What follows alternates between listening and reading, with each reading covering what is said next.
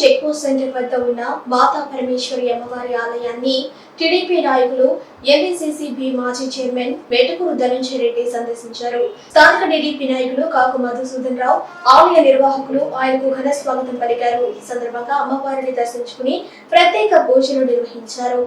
అనంతరం తీర్థ ప్రసాదాలు స్వీకరించారు.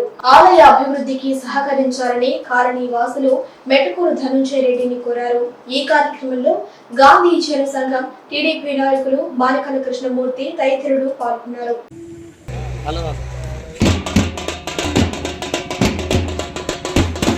సంఘం చెక్ పోస్ట్ సెంటర్ వద్ద ఉన్న మాతా పరమేశ్వరి అమ్మవారి ఆలయాన్ని టీడీపీ నాయకులు ఎన్ఎస్సీసీ మాజీ చైర్మన్ వేటకూరు ధనంజయ రెడ్డి సందర్శించారు. స్థానిక టీడీపీ నాయకులు కాకు మధుసూదన్ రావు, ఆలయ నిర్వాహకులు ఆయనకు ఘన స్వాగతం పలికారు. ఈ సందర్భంగా అమ్మవారిని దర్శించుకుని ప్రత్యేక పూజలు నిర్వహించారు.